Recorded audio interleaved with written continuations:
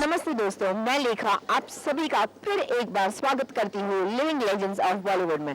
दोस्तों, हमेशा की तरह हम आज भी आपकी मुलाकात एक लिविंग लेजेंड से करवाएंगे जिन्होंने अपना करियर स्टार्ट किया एक जूनियर आर्टिस्ट से जो कि एक्टर रह चुके हैं, साथ में प्रोड्यूसर, डायरेक्टर और एक फिल्म एसोसिएशन के प्रेसिडेंट भी। दोस्तों, मैं बात कर रही हूँ हमारे चंद्रशेखर जी की, जो कि एक बहुत ही सीनियर आर्टिस्ट रह चुके हैं।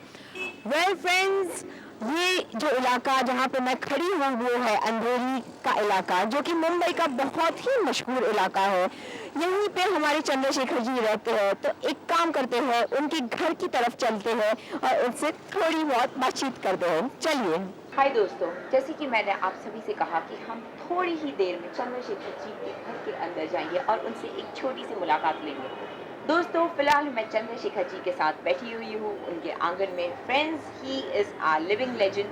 आप लोग उनको बहुत अच्छी तरीके से नहीं जानते होंगे, पर मैं आपको एक बात बता दूँ कि ये बहुत ही सीनियर आर्टिस्ट है जो कि 3 जनरेशन के डायरेक्टर्स के साथ काम कर चुके हैं। चलिए दोस्तों, तो बातचीत करते हैं one and only one living legend Chandrashekhar ji. नमस्ते सर। नमस्ते। सर जी, आपने इतनी सारी फिल्म्स की है as an actor, as an character artist, तो आपने आपकी जो फर्स्ट फिल्म है वो आपने कब की? फर्स्ट फिल्म शांताराम जी की थी, सुरन, जिससे मेरा काम चला। वरना जब मैं फिल्मों में आया था उस वक्त मुझे एक्स्ट्रा में काम करना पड़ा, जो रोज़ ₹1.5 मिलता था। अगर लंच से पहले पेकअप हो जाए तो 12 नहीं मिलते थे। That was the time. Total slavery थी। बड़े से बड़ा स्टार जो है उस ज़माने का, चाहे मोतीलाल, चाहे याकूब भी, कोई भी थे, वो सब मालिकों के नौकर हुआ करते थे और रोज़ आके दिन भर स्टूडियो में घूमते थे। शाम को देख के जाते थे बोर्ड पे, कल मेरा काम है या नहीं। This was the time. Sir, तो आपने फिल्म इंडस्ट्री में कब प्रवेश किया? कौन से ईयर में आप आए फिल्म इंडस्ट्री में? It was in 41 I left Hyderabad. Okay. हाँ, मैं साउथ की तरफ गया था, उन्होंने वहाँ रिजेक्ट कर दिया, यहाँ भेज दिया। यहाँ आया, फिर पूना गया, लखनऊ गया, घूमता घूमता फिर बम्बई में ही आ गया। तो आप हैदराबाद से थे, तो आपने क्या कोई तेलुगु हाँ, फिल्म्स भी की हुई है? तेलुगु में इतना फ्लुएंट नहीं हूँ तेलुगु में, क्योंकि वहाँ की ज़ुबान जो थी उर्दू थी, और वो भी पर्शियनाइज उर्दू थी, जो कि मुस्लिम रूल था वहाँ पर। उसकी वजह से मुझे यहाँ उसका फ़ायदा पहुँचा है मुझे। इसलिए तेलुगु एक फ़िल्म श्रीधर साहब की एक फ़िल्म थी, एक छोटी, उन्होंने मुझे फ़ोन करके कहा, चंद्रशेखर जी हमारी फ़िल्म में एक रोल है, आप कीजिए तेलुगु में। मैंने कहा तेलुगु में इतना फ्लुएंट नहीं हूँ, जानता हूँ लेकिन फ्लुएंट नहीं हूँ। तो कहने कोई बात नहीं है, गवर्नर का रोल है, गवर्नर हमेशा दूसरे स्टेट का होता है, वी विल मैनेज इट। तो वो मैंने तेलुगु किया। आप जब फिल्म इंडस्ट्री में आए तब जाहिर सी बात है कि हमारी फिल्म इंडस्ट्री इतनी फेमस नहीं थी, तो आपने जब फर्स्ट टाइम अपने मम्मी पापा को बोला होगा कि मुझे ये फिल्म इंडस्ट्री में जाके अपना करियर बनाना है, तो उनका क्या रिएक्शन था? मैं उनसे ये कह के नहीं आया, मैंने कहा बॉम्बे घूम के आऊँगा, ये कह के आया था। तो बस घूमता फिरता रहा, बरसों तक घूमता रहा, घुसने नहीं देता था स्टूडियो में कोई। पठान बैठा रहता था गेट के सामने, कोई अंदर एंटर ही नहीं होता था। बहुत डिफिकल्ट था उस ज़माने में। आजकल तो पढ़े लिखे लड़के लड़कियाँ वहाँ कहीं भी ऑफिस में पहुँच जाते हैं। चंद्रशेखर जी, आप एक ऐसे क्वालिफाइड डांसर हो, इनफैक्ट मैं बोलूँगी कि आप हमारे इंडस्ट्री के फर्स्ट क्वालिफाइड डांसर हो, क्योंकि शम्मी कपूर जी, ऋषि कपूर, ये सब तो बाद में आए। तो तभी आपको क्या था, आपकी हॉबी थी डांस करना? आपको कैसे ऐसे लगा कि ठीक है, मुझे डांस में एक क्वालिफिकेशन चाहिए या उसमें कुछ आगे बढ़ना है मुझे? मैं 50s में अपना भगवान दादा की फिल्म में काम कर रहा था, हीरो। तो उसमें 2 पहलवान कुश्ती लड़ते हैं और लड़ने के बाद जीत जाते हैं, भगवान दादा और मैं, बग्गू और शेखर नाम होता था। जीतने के बाद लोग गाना गाते हुए जा रहे, हमसे जो करेगा मुकाबला, भागना पड़ेगा, मरना पड़ेगा, कुछ गाते जाते हैं, तो सब नाचते जा रहे थे। भगवान दादा ने कहा ओ बंधु नाचो, मुझे तो नाचाते ही नहीं था। हो कोई बात नहीं बंधु, एक पहलवान के कुछ बिठा दिया, मैं बैठ गया और रात भर नींद नहीं आई। यार मैं एक्टर किस बात का, मेकअप और स्टाफ के ड्रेस वाले तमाम नाचते जा रहे, मैं बैठा हुआ, बहुत ही परेशान हो गया। Next day mister CM Trivedi के बीच में शूटिंग कर रहा था, हमारी हीरोइन कहने लगी क्यों भाई आज आप चहक नहीं रहे, क्या बात हुई? तो यार कल मेरे साथ ऐसा हो। अरे कोई बात नहीं, दादर में श्याम जोड़ा का स्कूल है डांस, वहाँ हो जाए, ठीक हो जाएगा। जाने के बाद वहाँ बैठा थोड़ी देर, एक लड़की से डांस का कहा तो मेरा पैर उसके पड़ गया, जोर से चिल्ला उठी, अरे यू आर स्टैपिंग मी, वो तेरी की। उसके बाद जिसके पूछूं why don't you go to that girl, why don't you go to that girl, ये चलता रहा। फिर आके मैंने अपने डांस या हुआ, अरे no mister Chandrashekhar, that is floor fight, you are good dancer you. फिर उसके बाद हम जब नेक्स्ट में गया डांस करने के लिए, हर लड़की आके कहती थी next dance you should do with me. तो ऐसा होता है। आप इतने ज़्यादा सीनियर आर्टिस्ट हैं, तो तकरीबन आपने कितनी फ़िल्म्स की होगी? मुझे तो याद नहीं, मैंने 35 फिल्म हीरो की थी। ओके। उसके बाद कैरेक्टर रोल तो बहुत करता रहा, बहुत ज़माने करता यानी रहा। अनगिनत सीरियल भी किया, फिल्में भी किया, रामायण किया। हाँ, अपना क्या कहते हैं ये मनीष गोस्वामी साहब की पहली दो सीरियल उनके की, अधिकारी ब्रदर्स वालों के 3-4 पहले बिगिनिंग के सीरियल उनके की मैंने। हाँ, तो अब वो टाइमिंग जो है ना, सुबह से लेके रात को किसी वक्त तक चलता, वो हमारे एज को सूट नहीं करता। मैं हाथ जोड़ लेता हूँ सब लोगों से। हाँ। एक्टर बनने की इच्छा कैसे प्रकट हुई? क्योंकि आप कोई फ़िल्मी बैकग्राउंड से तो हो नहीं, कोई भी फ़िल्मी बैकग्राउंड नहीं है, फ़िल्म इंडस्ट्री में आपके पेरेंट्स कोई भी नहीं था, तो कैसे आपको लगा कि ठीक है मुझे हीरो बनना है, जिसकी वजह से आप हैदराबाद से बॉम्बे आए हैं? भाई फिल्में उस दिन शुरू के टाइम था, मोतीलाल, पृथ्वीराज वगैरह ज़रा हमसे पहले के थे, हम 41 के थे, वो 34, 37, 38 के थे वो लोग। उनको देख के कहता कि भाई हम भी काम करेंगे, ऐसा ये थे। हाँ, आते हज़ारों लाखों आते, एक आध को काम मिलता, सबको नहीं मिलता। जिनको काम मिला उसी का आप सोचते हैं। तो आपने फ़िल्म्स भी की है, सीरियल्स भी की है, तो आपका मज़ेदार एक्सपीरियंस किस में ज़्यादा रहा? लाइक आपको क्या ज़्यादा चाहत थी, फ़िल्म्स करने की या फिर सीरियल्स करने की? अब तो साहब पहले ऐसा लगता था कि फिल्म ही बहुत अच्छा है, हुँ। लेकिन सीरियल का एक्सपोजर भी बहुत बहुत बड़ा हो गया अभी। सीरियल में पैसा भी बहुत है अगर आपका काम चलता है तो। तो जब भी आपने सोचा कि मुझे एक्टर बनना है, तब आपने क्या सोचा था कि हीरो बनना है, यानी एक्शन हीरो बनना है, कि कॉमेडियन बनना है, रोमांटिक हीरो बनना है? क्या आपके दिमाग में कुछ था कि एक ही चीज़ वो थी कि हीरो बन के आना उस है ज़माने बस में कॉमेडी? चॉइस नहीं थी ना। अच्छा। जैसे कलकत्ते से वहाँ पर अपना फिल्में आती थी, बड़ी रोमांटिक सिंपल सी, जैसी मिस्टर साइकिल के गाने वाने वहाँ के हुआ करते थे। जो एक्शन फिल्में होती थी बहुत ही मतलब लो बजट की फिल्में होती थी, उनका पता ही नहीं चलता तब। प्ले हाउस पे वो पिक्चरें रिलीज होती थी, मगर पैसा कमा लेते थे वो लोग। हाँ। कुछ तो ऐसे थे, कंगन फिल्म आई तो जादुई कंगन नाम लगा के बना देते थे पिक्चर। हाँ।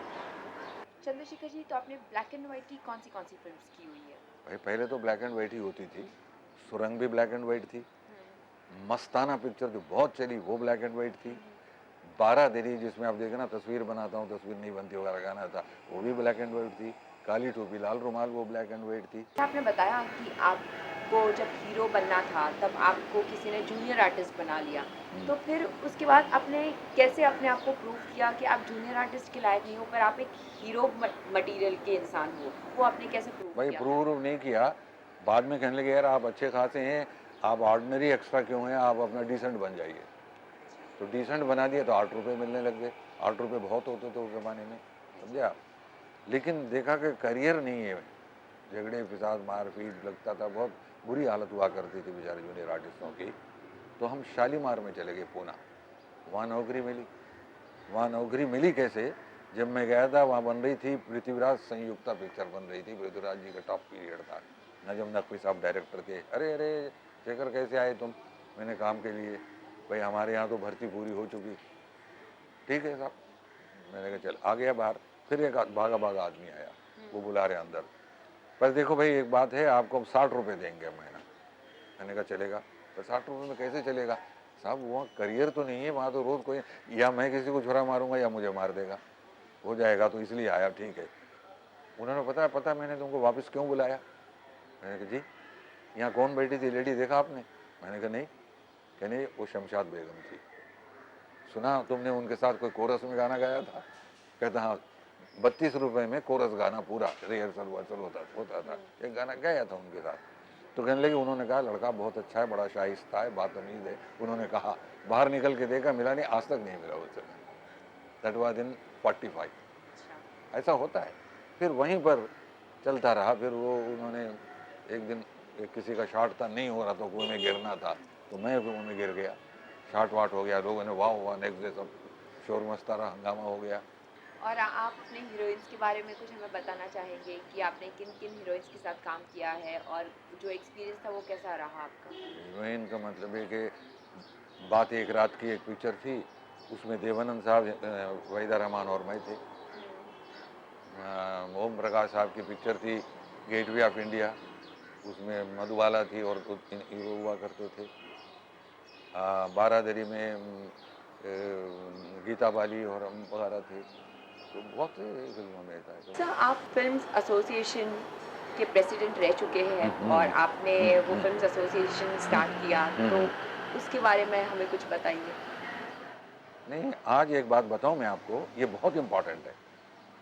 हमारे पर्टिकुलरली वेस्टर्न रीजन में 22 वर्करों के एसोसिएशन है, 22। उनमें स्पॉट बॉय से लेके दिलीप कुमार, मतलब कहते हैं ना, अमिताभ बच्चन और शाहरुख खान, सब के सब मेंबर है वहाँ, 22 एसोसिएशन, और सब वो फेडरेशन के साथ है।